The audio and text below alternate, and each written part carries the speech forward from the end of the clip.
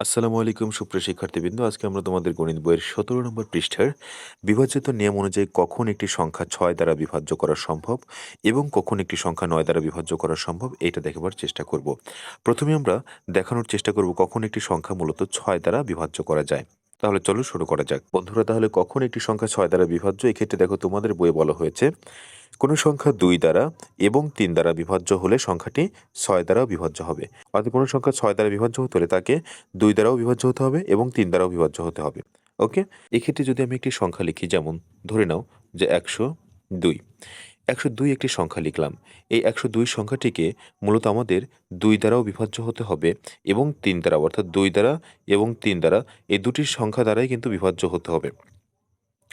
১০২ সংখ্যাটি যদি ২ দ্বারা এবং ৩ দ্বারা বিভাজ্য হয় তবে ১০২ সংখ্যাটি ৬ দ্বারা বিভাজ্য হবে। বন্ধুরা, কখন একটি সংখ্যা ২ দ্বারা বিভাজ্য এবং কখন একটি সংখ্যা ৩ দ্বারা বিভাজ্য এ সম্পর্কে বিস্তারিত কিন্তু আমাদের ভিডিও তৈরি করা হয়েছে। যদি তোমরা দেখতে চাও ডেসক্রিপশন বক্সে দেখো, লিঙ্ক দেওয়া আছে, দেখে আসতে পারো। তাহলে দেখো আমরা এখন দেখব যে ১০২ যে সংখ্যাটি লিখেছি এটা মূলত ২ এবং ৩ দ্বারা বিভাজ্য হয় কিনা। দেখো, ২ দ্বারা বিভাজ্য হতে গেলে আমরা জানি একটি সংখ্যার এককই স্থানীয় অঙ্কটি কী হতে হয়? জোড় সংখ্যা হতে হয় অথবা শূন্য হতে হয়। যেহেতু ২ একটি জোড় সংখ্যা, সুতরাং আমরা ১০২কে এই ২ দিয়ে বিভাজ্য করতে পারি। এরপর কখন আমরা একটি সংখ্যাকে ৩ দ্বারা বিভাজ্য করতে পারি? দেখো, আমরা জানি একটি সংখ্যার প্রতিটি অঙ্কের যোগফল যদি ৩ দ্বারা বিভাজ্য হয়, অর্থাৎ এখানে ১, ০, ২ দেখতে পাচ্ছ, তাহলে এদের প্রত্যেকটা অঙ্ক যদি যোগ করি, অর্থাৎ ১ যোগ ০ যোগ ২, কি পাচ্ছ? যোগফল ৩। আচ্ছা, ৩কে তো ৩ দ্বারা বিভাজ্য করা যাবেই। তাহলে তুমি দেখতে পাচ্ছ যে ১০২ এর ৩টো অঙ্ককে যদি আমি যোগ করি তাহলে ৩ পেলাম। আর এই ৩কে বা যোগফলকে কিন্তু আমি ৩ দ্বারা বিভাজ্য করতে পারি। সুতরাং এই ১০২কেও আমরা ৩ দ্বারা বিভাজ্য করতে পারবো। তাহলে দেখতে পেলাম যে ১০২ যে সংখ্যাটা আমরা দেখতে পাচ্ছি, একে আমরা একই সাথে ২ এবং ৩ এই ২টা অঙ্ক দিয়ে বিভাজ্য করতে পারছি। তার মানে আমরা বলতে পারি ১০২ এই সংখ্যাটা মূলত ৬ দ্বারাও বিভাজ্য, বা ১০২ সংখ্যাটিকে ৬ দ্বারাও ভাগ করা যাবে। অর্থাৎ তোমাদের এখানে যেটা বলা হয়েছিল যে কোনো একটি সংখ্যাকে যদি ২ এবং ৩ দ্বারা বিভাজ্য করা যায়, অর্থাৎ নিঃশেষে বিভাজ্য করা যায়, সেক্ষেত্রে ওই সংখ্যাটিকে ৬ দ্বারা বিভাজ্য করা যাবে। আশা করি বুঝতে পেরেছ। চলো এবার আমরা দেখব কখন একটি সংখ্যা ৯ দিয়ে বিভাজ্য করা সম্ভব। তাহলে চলো দেখে ফেলি। বন্ধুরা, তাহলে কখন একটি সংখ্যা ৯ দ্বারা বিভাজ্য, এই জিনিসটা বোঝানোর জন্য চলো তোমাদেরকে প্রথমে আমি একটি উদাহরণের সাহায্যে বুঝিয়ে বলি। ধরে নাও আমি একটি সংখ্যা লিখছি, সংখ্যাটি হতে পারে ১০৮। কত হতে পারে? ১০৮। তাহলে এই ১০৮ সংখ্যাটি কি আসলেও ৯ দ্বারা বিভাজ্য? হ্যাঁ, ১০৮ সংখ্যাটি ৯ দ্বারা বিভাজ্য। তাহলে কিভাবে আমরা একটি সংখ্যাকে দেখে বুঝতে পারবো সংখ্যাটি ৯ দ্বারা বিভাজ্য কিনা? এর জন্য আবারও তোমার একটি কাজ করতে হবে। সেটা হলো এই সংখ্যার প্রত্যেকটা অঙ্ককে তোমাকে দেখতে হবে। দেখো, এই সংখ্যার অর্থাৎ ১০৮ যে সংখ্যাটি দেখতে পাচ্ছ, এর একক স্থানীয় অঙ্কটি ৮, দশক স্থানীয় অঙ্কটি ০ এবং শতক স্থানীয় অঙ্কটি ১। এবার তুমি কি করবা? ঠিক ৩-এর বেলায় তুমি যা করেছিলে, অর্থাৎ একটি সংখ্যা ৩ দ্বারা বিভাজ্য হতে গেলে কি হতে হয়? ওই সংখ্যাটির প্রত্যেকটা অঙ্কের যোগফল ৩ দ্বারা বিভাজ্য হতে হয়। ঠিক একইভাবে ৯ দ্বারা বিভাজ্য হতে গেলে ওই সংখ্যার প্রতিটা অঙ্কের যোগফল ৯ দ্বারা বিভাজ্য হতে হয়। যেমন এখানে ১০৮ যে সংখ্যাটি দেখতে পাচ্ছ, এর প্রত্যেকটা অঙ্ককে যদি আমরা যোগ করি, যেমন ১ যোগ ০ যোগ ৮, তাহলে দেখো তুমি টোটাল পাচ্ছ কত এখানে? ৯। তাহলে ৯কে কি ৯ দিয়ে বিভাজ্য করা যায়? ইয়েস, ৯কে ৯ দিয়ে বিভাজ্য করা যায়। তাহলে তুমি এখানে যে সংখ্যাটি দেখতে পাচ্ছ ১০৮, ঠিক এই ১০৮ সংখ্যাটিকেও তুমি চাইলে ৯ দিয়ে বিভাজ্য করতে পারো। তবে এক্ষেত্রে শুধুমাত্র ১০৮ই নয়, যে কোনো সংখ্যার ক্ষেত্রে তুমি যদি ৯ দিয়ে বিভাজ্য করতে চাও, প্রথমে ওই সংখ্যার প্রতিটা অঙ্কের যোগ করো। যোগফল যদি তুমি ৯ দিয়ে বিভাজ্য করতে পারো, যোগফল যদি ৯ দিয়ে বিভাজ্য করতে পারো, তাহলে ওই সংখ্যাটিও মূলত ৯ দিয়ে বিভাজ্য হবে। আশা করি বুঝতে পেরেছ। চলো এবার আমরা একটু স্থানীয় মানের সাহায্যে বোঝাবার চেষ্টা করি। তাহলে দেখো, এখানে যে সংখ্যাটি লেখা আছে সেটা হলো ৩৭৮। তাহলে প্রথমে আমরা দেখে নিব এই ৩৭৮ সংখ্যাটি মূলত ৯ দিয়ে বিভাজ্য হয় কিনা। তারপর আমরা স্থানীয় মান দেখব। তাহলে ৩৭৮ আমি এখানে আবার লিখছি ৩৭৮।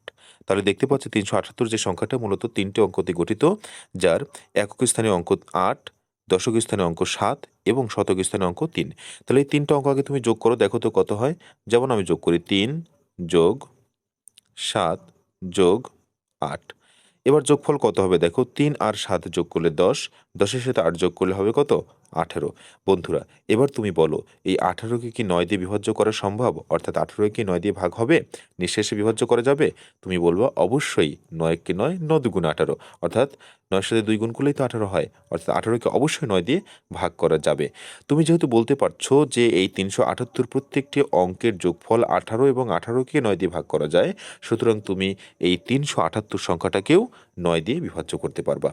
ওকে, তাহলে আমরা দেখলাম যে ৩৭৮ সংখ্যাটি মূলত ৯ দিয়ে বিভাজ্য হয়। এবার চলো স্থানীয়মানটা আরও ক্লিয়ারলি দেখার চেষ্টা করি। দেখো ৩৭৮ সংখ্যাটির একক স্থানীয় অঙ্কে কী ছিল? ৮। তাহলে একক স্থানীয় অঙ্কটির স্থানীয় মান কত হবে? অবশ্যই ৮ হবে। এবার তুমি কি বলতে পারো যে ৮কে কি ৯ দিয়ে বিভাজ্য করা যায়? অবশ্যই না, ৮কে ৯ দিয়ে বিভাজ্য করা যাবে না। এবার দেখো ৮ এর বাম পাশে দশক স্থানীয় অঙ্ক ৭ দেখতে পাচ্ছ। এই ৭ এর স্থানীয় মান কত হবে? যেহেতু দশক স্থানীয় অঙ্ক তার মানে ৭ এর সাথে ১০ গুণ করতে হবে। তাহলে তুমি ৭০ পাবা। তাহলে এই যে ৭০ পাইলা দেখো, তার মানে ৭ গুণন ১০, তাহলে ১০কে যদি তুমি একটু ভেঙে লেখো তাহলে ৯ যোগ ১ লিখতে পারো। এবার ৭ গুণন ৯কে তুমি একটু পাশাপাশি লিখে রাখো। এরপর ৭ গুণন ১কেও তুমি একটু পাশাপাশি লিখে রাখো। আর মাঝখানে যেহেতু যোগ চিহ্ন দেওয়া ছিল, তাই তুমি এই দুটার মাঝখানে কি চিহ্ন দিছো? যোগ চিহ্ন দিছো। এবার বন্ধুরা একটু দেখো, ৭ গুণন ৯ এটুকু আমরা গুণ আকারে লিখে রাখলাম। যোগ ৭ গুণন ১ মিলে কত হবে? ৭ই হবে।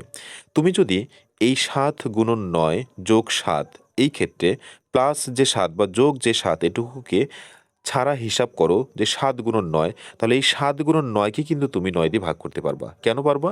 কারণ দেখতে পাচ্ছ যে ৭ গুণন ৯ অর্থাৎ একটি গুণনীয়ক ৯। যে কোনো সংখ্যার মধ্যে যদি একটি গুণনীয়ক ৯ হয় তাহলে ওই সংখ্যাটা ৯ দিয়ে কিন্তু বিভাজ্য হওয়া সম্ভব। ওকে, তার মানে আমরা দেখতে পাচ্ছি যে ৭ এর স্থানীয় মান যে ৭০, এই ৭০-এর ৭ ছাড়া অর্থাৎ ৭ গুণন ৯ এই প্লাস ৭কে যদি আমরা বাদ দিয়ে ধরি, তার মানে ৭ গুণন ৯ অবশ্যই ৯ দিয়ে বিভাজ্য। এরপর দেখো ৩-এর স্থানীয় মান তুমি কত বলবা? ৩-এর স্থানীয় মান অবশ্যই ৩ শতক, তার মানে ৩ শতক গুণ করলে ৩০০ই হবে। তাহলে ১০০কে যদি তুমি ভেঙে লেখো, দেখো ৯৯ যোগ ১ লিখতে পারো। তাহলে ৩ দিয়ে তুমি ৯৯কে গুণ করে এইখানে লেখো।